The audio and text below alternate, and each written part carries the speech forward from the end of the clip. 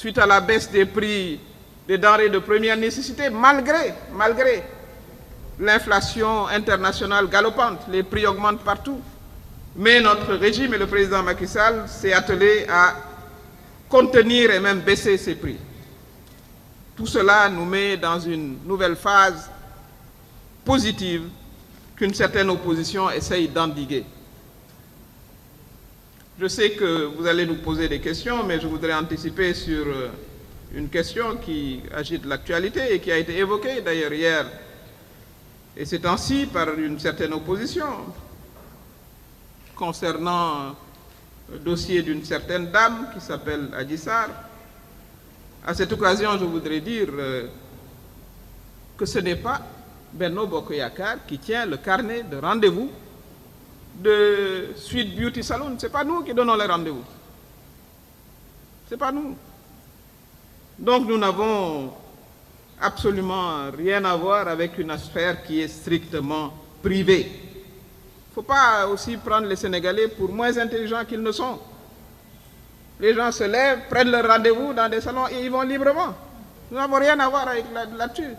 Nous ne savons pas d'ailleurs où ça se trouve. Ce n'est pas nous qui donnons les rendez-vous là-bas, ce n'est pas Benno. Donc que la justice vraiment tranche ce dossier qui est d'ordre strictement privé. Nous exerçons le pouvoir, donc nous avons une obligation de responsabilité pour la préservation de la sérénité de nos citoyens. Mais il ne faut pas non plus se méprendre. Il ne faut pas se méprendre. Nous n'avons absolument rien perdu de notre combativité. Rien perdu. Je l'ai dit tout à l'heure, tous ceux qui sont là, à ma table, à ma droite, à ma gauche et derrière, ont connu de longues années d'opposition. Ils savent se battre. Et d'ailleurs, nous comptons occuper tous les terrains. Tous. Y compris d'ailleurs le terrain médiatique.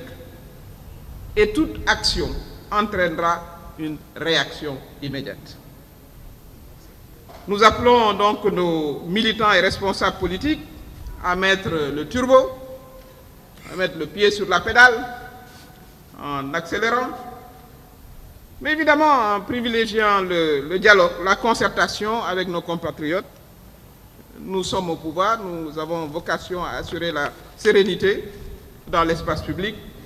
mais nous appelons également nos responsables, nos militants à rester vigilants et fermes face à toute provocation. Voilà, mesdames, messieurs, le message que nous voudrions vous adresser et nous nous tenons à votre disposition pour vos questions. Je voudrais très rapidement, su ngeen ñu ko mayee, ñu tënk ci wolof ci kàllaamay Kocc ci li ñu bëgg a njëkkee mooy gërëm sant. Mais dire que je puisse mettre mes notes en ordre. C'est bon, c'est bon. Mooy gërëm ak sant sunu responsable yi, sunu militant wu Benno Bokk Yaakaar yi nga xam ne ci élection yi nga xam ne ci la ñu jógee muy élection wu 23 janvier yi passé ñu am ci taxawaay ju mat sëkk. Dañu leen di féliciter kañ leen ndax résultat yi ñëpp gis nañu ko. Nit nag mën ngay wax a wax waaye nag it suul ker moom mënta tax vraiment réalité ñu gis ko. Suul ker du ko teree feeñ. Ndax nag ndam moom da nga koy faram-fàccee ndax ñoo bokk ni ñuy wàññee bu ñu nee benn ñaar ñett voilà ci kàllaama bu mu munti doon rek benn ñaar ñett lay doon. Donc calcul bi moom kenn mënu koo changer te mën nañ koo vérifier it. li ñu bëgg a wane mu leer mooy Benno Bokk Yaakaar boo wàññee li nga xam ne mooy communes yi nga ci la ñu dëkk ñun sénégalais bu ne rek yaa ngi yeewoo ci commune 553 communes ñoo am ci réew mi 438 communes yi mouvance présidentielle moo ko remporté 500 ma bantuwaat ko 553 communes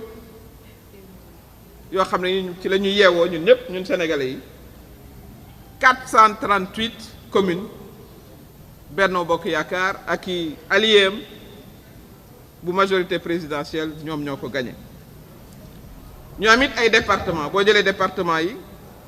43 la ñu 46 la ñu waaye 43 yi parce que am na ci département de Dakar ville la am moo tax muy 43 38 yi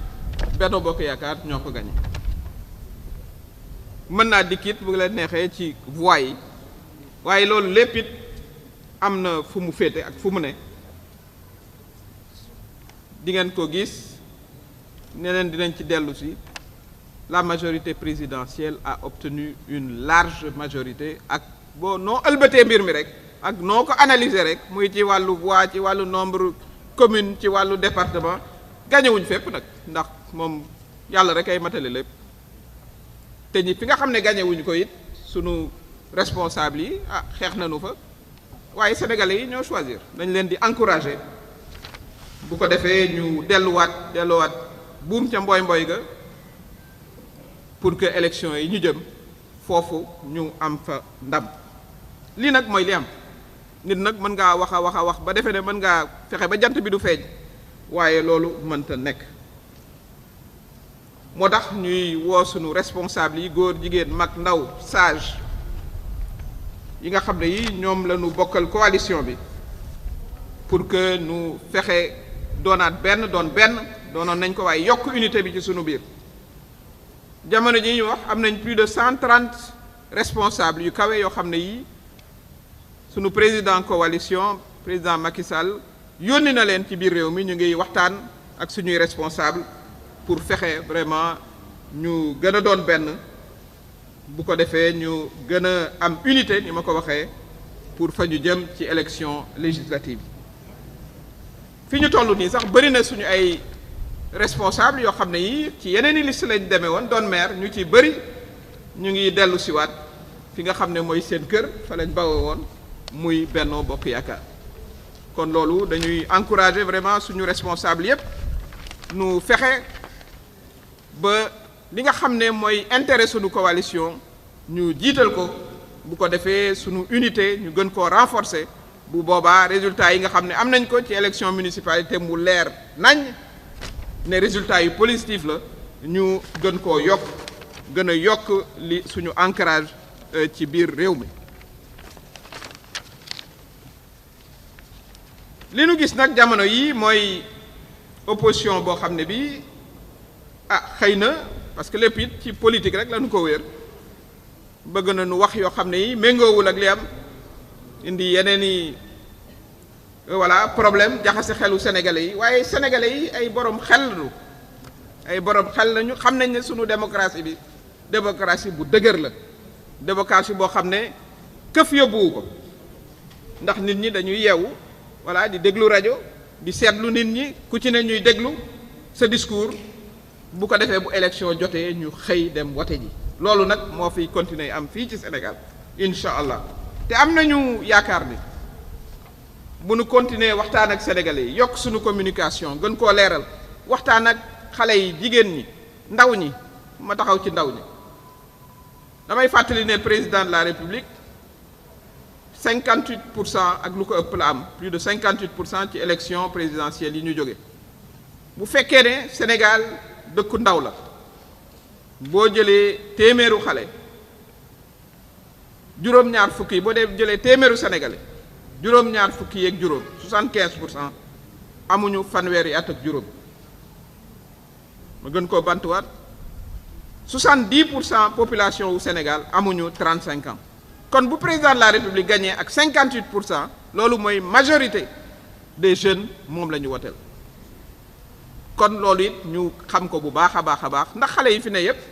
suñu ay doom lañu suñu ay jarbaat lañu suñu ay rakk lañu suñu ay sët lañu amut ay un Sénégal de jeunes buy dund fii ak un autre Sénégal buy dund feneen amul ñun ñoo leen bokk njaboote rawatina ñun jigéen ñi nga xam ne ñoo leen jur kon ñooñu it dinañu continuer suñu waxtaan ak ñoom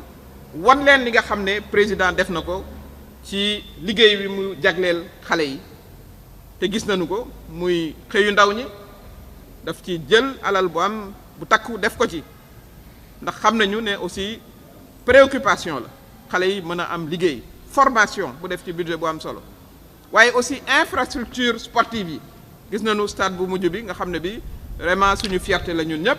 ak Coupe d'Afrique bi it ndax joueurs yi football nañu de naam waaye aussi gouvernement bi la mu waroon a def na ko ndax boo amee talent it te accompagné wu la loolu du am yooyu yëpp li mu indi mooy climat boo xam ne bii wax dëgg yàlla climat bu bees la te opposition nag